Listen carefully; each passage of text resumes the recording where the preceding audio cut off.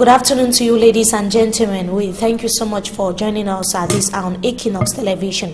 You're watching the Balingo Newscast. We are going to begin right here in the French language with Sylvestre Polizangao. Sylvestre, bon après-midi encore. Good afternoon, mesdames, messieurs, bonjour à toutes et à tous. Bienvenue à cette édition du journal bilingue de la mi-journée sur Equinox Télévision. Le lundi, Total Anatole à Douala est quadrillé depuis ce matin par une forte présence policière. Eh bien, cette forte présence policière est due aux affrontements entre deux groupes, l'un venu du quartier Makéa et l'autre de Commando. À ce lieu précis, la nuit dernière, le bilan ne mentionne aucune perte en vie humaine, mais de nombreux dégâts matériels, notamment plusieurs véhicules qui ont été endommagés, notamment un véhicule de l'archidiocèse de Douala.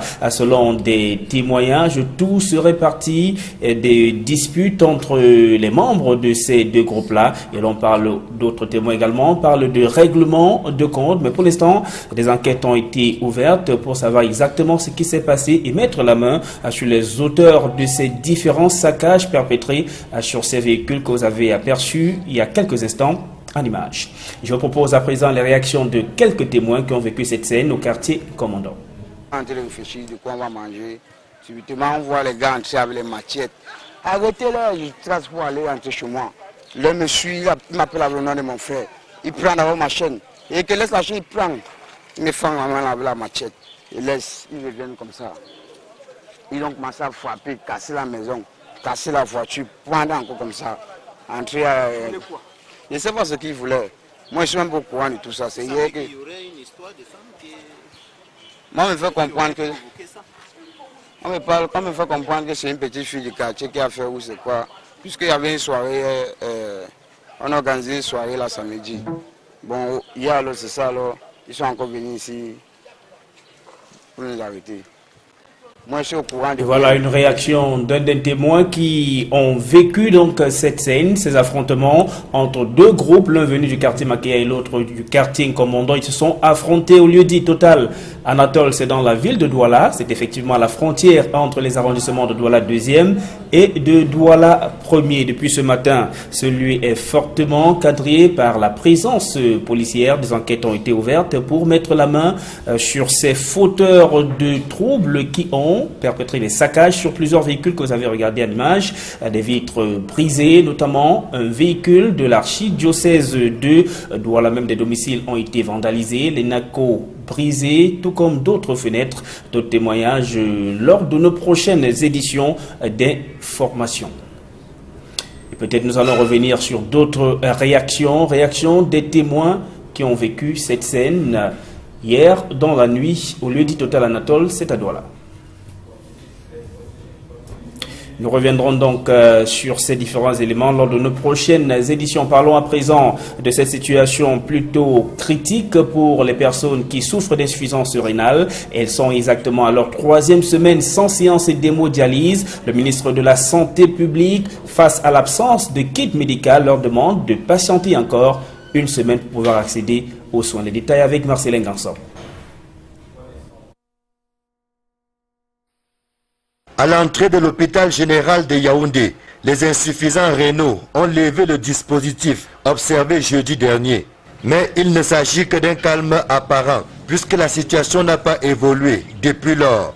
Constitués en petits groupes au sein de l'hôpital, les patients expriment une fois de plus leur ras-le-bol. Il y a une petite séance de travail au ministère vendredi. Le ministre a dit qu'il allait procéder à un rééquilibre des kits de dialyse existants dans tous les centres, de telle sorte que chacun puisse avoir une séance de dialyse en attendant la commande par voie aérienne qui est censée arriver une semaine. Le constat est clair, c'est qu'aujourd'hui, lundi, le centre de dialyse est fermé. Ça veut dire que même ce rééquilibre au niveau des kits disponibles dans tous les centres du Cameroun n'a pas été réalisé. Les malades de l'hôpital général sont donc en train d'attaquer la 3e semaine sans être dialysés. Un communiqué du ministre de la Santé publique tente de rassurer les malades. Prenant acte de la gravité de la situation, André Mamafouda annonce que des kits de dialyse ont pris la direction des airs et de la mer et donne rendez-vous aux patients dans une semaine. Faute de dialyse, ces insuffisants rénaux commencent à perdre des forces et interpellent pour la énième fois les pouvoirs publics. Je ne me sens pas bien, je suis mal en point, vous voyez même les pieds gonflent. Il faut que le chef d'État voie notre situation. Je suis mal en point, je n'arrive pas à manger, je ne peux pas boire l'eau, je ne peux rien faire. On veut les soins, on veut la santé, c'est tout ce que nous demandons. Déjà que nous avons des édèmes, des pieds qui grossissent et tout, la figure, et puis nous manquons d'appétit. Et vous savez que le malade hémodialysé, sa principale source de force là, c'est de manger. Quand vous ne mangez pas, vous devenez anémie. Et quand vous êtes anémie, c'est la mort qui s'ensuit. Cette semaine qui commence s'annonce donc décisive. Les insuffisants rénaux sont sur le pied de guerre en cas d'une énième promesse non tenue. Nous revenons donc sur les réactions après les affrontements au lieu dit Total Anatole dans la ville de Douala, des affrontements de deux groupes, l'un venu du quartier Makeya et l'autre du quartier Nkomondo, à la frontière entre les arrondissements de Douala 2e et de Douala 1er, des affrontements au lieu dit Total Anatole la nuit dernière dans la ville de Douala. Des réactions au micro d'Innocent Abiga. Parlons toute autre chose à présent du 29e sommet de l'Union africaine. Les travaux qui sont ouverts hier à Addis Abeba en Éthiopie au sein de l'Union africaine se referment ce jour. Et c'est sans Paul Biya, le président de la République du Cameroun, que ces travaux se déroulent. Le chef de l'État y est représenté par son premier ministre Philémon Yan Gizogo. De l'Organisation de l'Unité africaine OUA à l'Union africaine UA, le chef de l'État camerounais Paul Biya ne s'avère pas être un fervent partisan de la participation aux grandes messes panafricaines. En 2017, il vient de remettre le couvert en ne participant pas au 29e sommet de l'Union africaine à Addis Abeba en Éthiopie. Aucune explication officielle n'est donnée, comme c'est le cas pour le chef de l'État nigérian Muhammadu Buhari, absent pour cause de maladie, ou encore Jacob Zuma, le Sud-Africain, en proie à des difficultés politiques dans son pays. À la longue, qu'il s'agisse de l'Organisation de l'Unité africaine comme de l'Union africaine, l'attitude de Paul Biya, pour ce qui est de sa participation, n'a pas beaucoup varié. Il a toujours pris ses distances avec ces organisations. Pour ce qui est de l'Organisation de l'Unité africaine, après avoir hérité de sa présidence en 1996, lorsque Yaoundé abrite ce sommet, Paul Biya ne daigne pas se rendre l'année d'après à Harare au Zimbabwe, bien que président en exercice de l'organisation. Il en sera de même pour les sommets de Ouagadougou au Burkina Faso en 1998, Sirte en Libye en 1999 pour le lancement de l'Union africaine, Lomé au Togo en 2000, Lusaka en Zambie en 2001, Durban en Afrique du Sud en 2002 et indéfiniment jusqu'en 2014 à Malabo en Guinée équatoriale. À cette occasion, Paul Biya renoue avec la participation à un sommet de l'Union africaine. Depuis, plus rien. Une source explique que Paul Biya goûte peu l'inefficacité de l'Union africaine. Le conflit frontalier entre le Cameroun et le Nigeria au sujet de la presqu'île de Bakassi, finalement résolu par l'Organisation des Nations Unies, ONU, après que l'Union africaine a longtemps tergiversé, explique encore cette source, fait partie des éléments d'analyse qui confortent Paul Biya dans la distance qu'il affiche avec l'Union africaine. Une bien singulière démarche diplomatique. Et le 29e sommet de l'Union africaine s'achève ce soir à Addis Abeba, en Éthiopie. Bonne nouvelle pour les employés d'Eneo, ils sont depuis quelques jours copropriétaires de leur entreprise. En effet, ils détiennent désormais 5% du capital d'Eneo. Reportage. L'opérateur historique du secteur de l'électricité, Eneo, a désormais un nouvel actionnaire. Il s'agit de ses propres employés. Après de longues années d'attente et d'interminables négociations, Eneo a procédé au transfert de 5% du capital de la société aux salariés. La réussite de cette opération, évaluée à plus de 3 milliards de francs CFA, est la manifestation de l'engagement de l'actionnaire majoritaire à respecter les clauses de la concession du service public de l'électricité. Depuis le 9 juin 2017, les employés d'Eneo sont propriétaires de leur société. Ils ont acquis 5% du capital d'Eneo Cameroun avec toutes les conséquences de droit qui s'imposent. Ce n'est pas des actions qui ont été données aux employés. Les employés ont dépensé et ont payé 3 milliards d'euros pour acquérir ces 5%. Et je rappelle que de 2001 à 2014, pendant que AES était le concessionnaire, la transaction n'a pas pu avoir lieu. Dès 2 juin 2014, quand Actis a pris le contrôle, ils ont donc pris l'engagement formel de retrocéder ces 5% du capital aux employés et cette opération donc a été conclue. Pour disposer de ce fauteuil de l'État du Cameroun et du groupe d'investissement britannique Actis, les employés ont conçu un véhicule en vue de mobiliser les fonds nécessaires pour l'acquisition de leurs 5% d'actions. Nous avons opté pour le GIC parce que c'était plus facile pour les travailleurs. Sur le plan financier, effectivement, nous avons émis environ 208 000 parts. Il faut le dire aussi, pour ceux qui s'inquiètent, que le GIC a été créé avec un capital social de 900 000 francs, avec la possibilité d'étendre le capital social à 10 milliards. La nouvelle configuration de l'actionnariat au sein de l'Eneo, vous avez l'État du Cameroun à 44%, les travailleurs ont 5% et Actis à 51%. L'actionnariat salarié, désormais visible sur la géographie du capital social d'Eneo, présente de nombreux avantages pour le personnel. Quand vous êtes salarié, vous ne recevez que votre salaire, alors que quand vous êtes actionnaire, non seulement vous investissez sur l'entreprise et pouvez compter sur la valeur acquise de votre investissement, mais en plus, vous avez des dividendes qui viennent vous servir d'une rémunération complémentaire. Eneo dispose d'une capacité de production installée de 999 MW.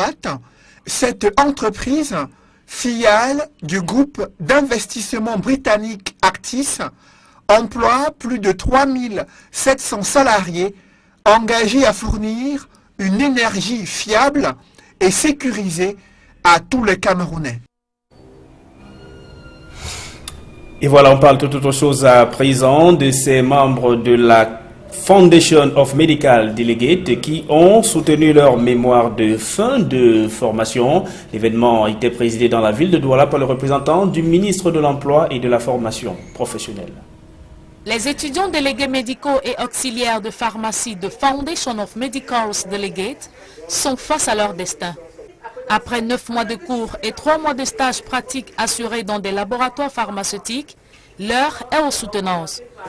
Honorables membres du jury, chers invités, une fois de plus, bienvenue aux soutenances de la première promotion des délégués médicaux du centre de formation Foundation of Medical Delegates. Les candidats de cette première promotion baptisés gladiateurs n'ont pas manqué de présenter aux membres du jury et ainsi qu'à leurs géniteurs leur savoir et savoir-faire.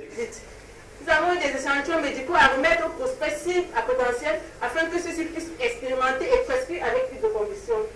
La cérémonie de soutenance s'est déroulée sous le regard vigilant du chargé de mission du ministère de l'Emploi et de la formation professionnelle.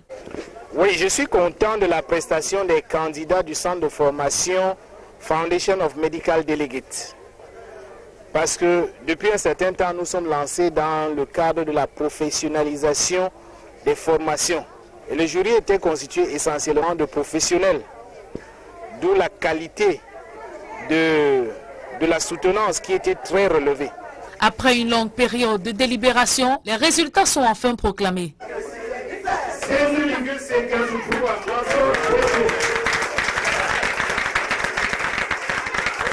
Les candidats expriment leur joie.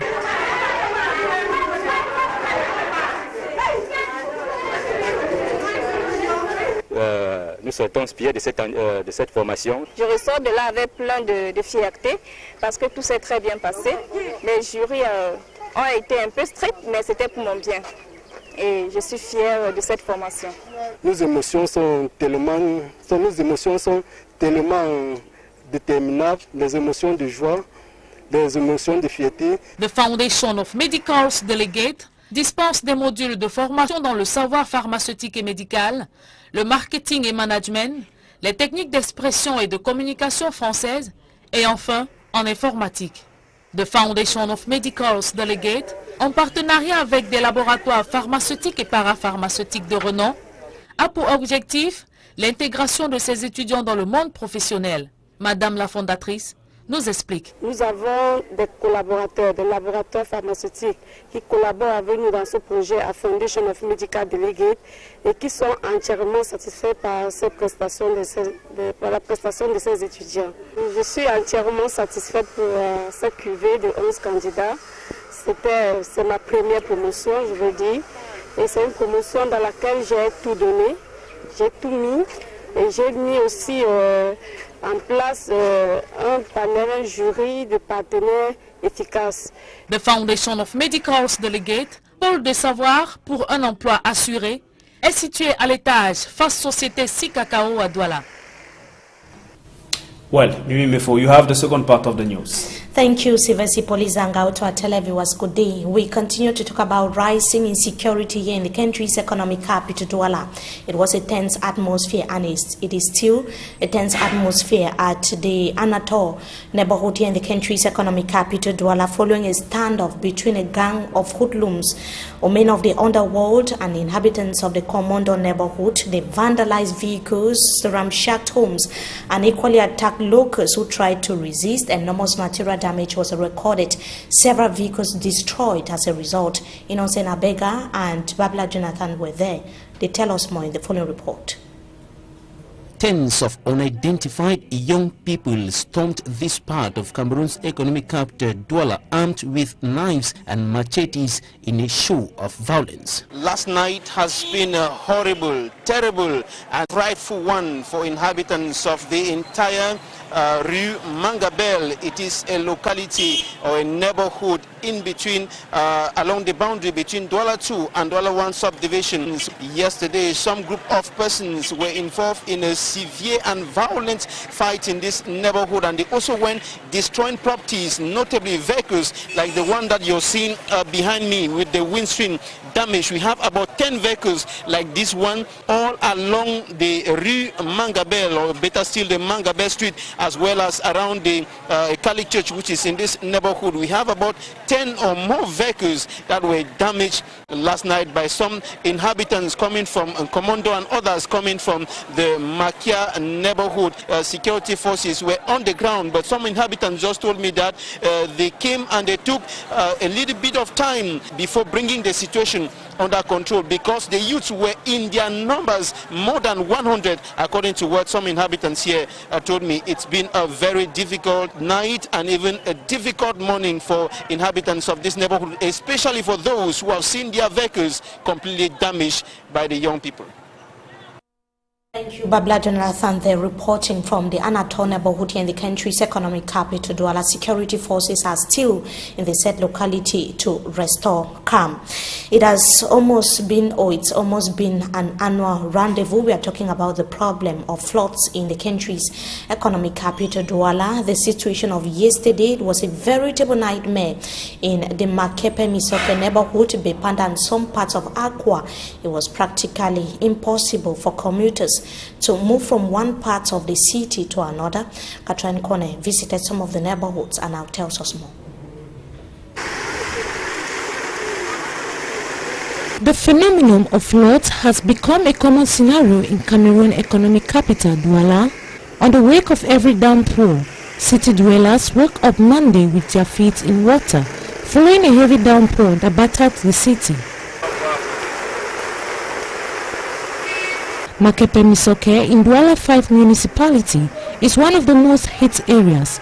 Major joints were inundated, making circulation difficult. Most drainage systems were blocked by debts, causing water to overflow. A drainage pattern is under construction, but the situation seems to graduate from bad to worse. At the Bepanda Ambiance neighborhood, Monday, a bridge overflows its bank, paralyzing circulation. Bikers, vehicles owner had to slow down before crossing over. at some point making a U-turn. The two neighborhoods are just part of several others suffering from the effects of inundation. Most areas in Douala have encountered some problems, and the Douala City Council had promised the problem would be solved. But as time unfolds, new devastated areas been found. But action on the ground have not been up to standard and up to date as promised.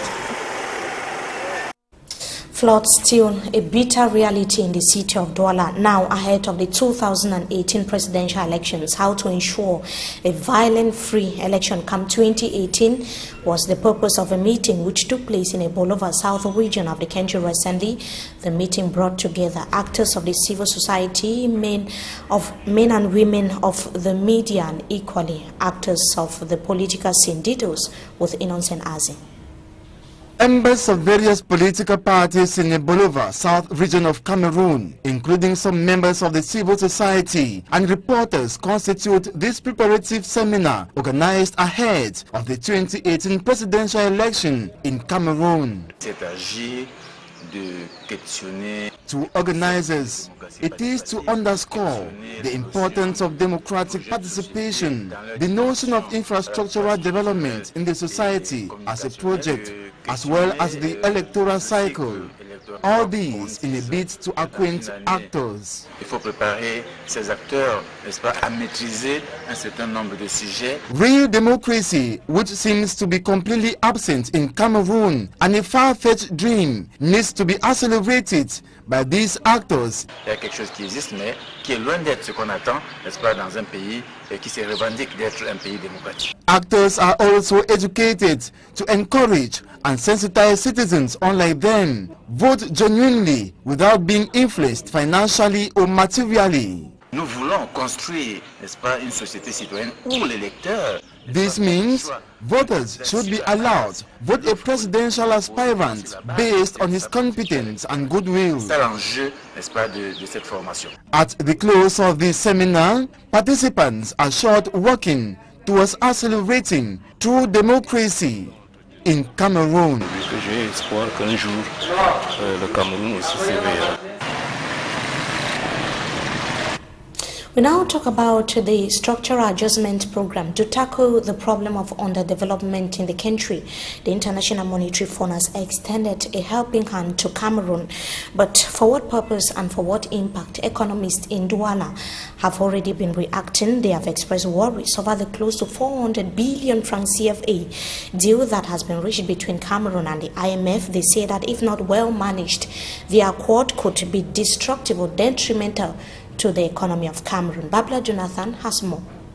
With a 390.4 billion francs CFA loan, the International Monetary Fund will exercise its direct influence on Cameroon's economic policies over a period of 3 years. Quand on est sur ajustement structurel, being under the structural adjustment program means the country's economic policies will no longer be defined by Cameroonians or public authorities.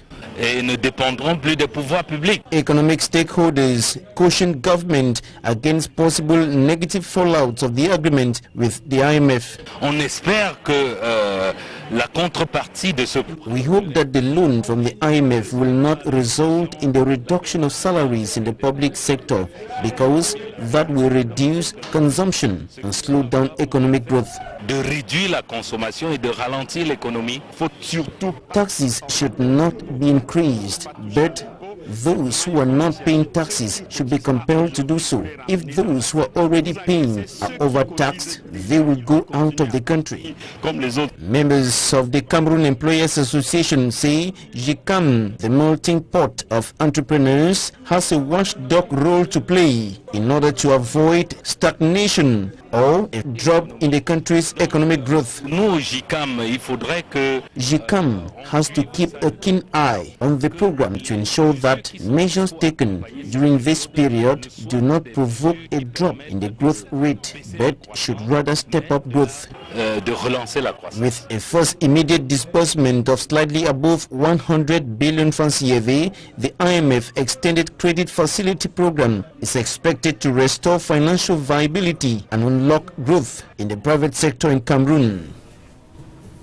That is Babla Jonathan there reporting. Now we take you right away to news out of the country. Efforts to tackle jihadist groups in West Africa have been crumbled by limited finance. This major setback was brought to light during the extraordinary summit of G5 Sahel members, which held in Bamako, Mali at the weekend. Let us come back to the various resolutions in the following report.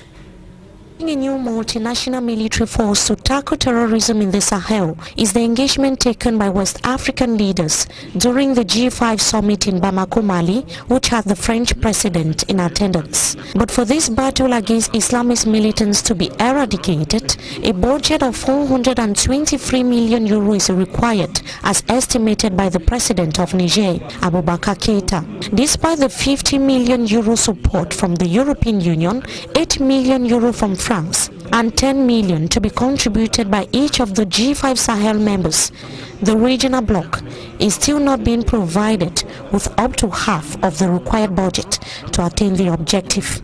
To eradicate the Al-Qaeda-linked groups which are still threats to peace in the region, Emmanuel Macron also pledged the provision of 70 tactical vehicles, communication equipment, and an additional 5,000 strong force. G5 Sahel nations, which are Niger, Chad, Burkina Faso, Mali and Mauritania, are amongst the poorest in the world, which is favoring the rise of jihadist groups. To tackle this problem, the French president underscored the need for multiple efforts to improve development in the region, including the fight against climate change and bad governance. As the G5 Sahel summit was taking place, a Mali-based Al-Qaeda affiliate released a video of 6 foreign hostages kidnapped last December 2016. Negotiations to secure their release are still awaited. And the 29th African Union Summit ends today in Addis Ababa, Ethiopia, and as usual, the President of the Republic is simply being represented by the Prime Minister, head of government. It's not the first time that President Paul Biya is absent at the African Union Summit. The summit has as key issues on the agenda how to tackle or galvanize efforts to tackle terrorism in the African continent and equally make the African Union economically viable. The African Union Summit, the 29th session, is ending today in Ethiopia. They're bringing us to the end of this edition of the Bilingual Newscast on Equinox Television. Viewers, we thank you so much once again for joining us. Sylvain Hippolyte Zangao, once again, good day to you. Bon après-midi à vous, mesdames, messieurs. C'est ici que nous mettons un thème à cette édition du journal bilingue de la mi-journée sur Equinox Télévision. Prochain rendez-vous avec l'information sur nos antennes, 16h.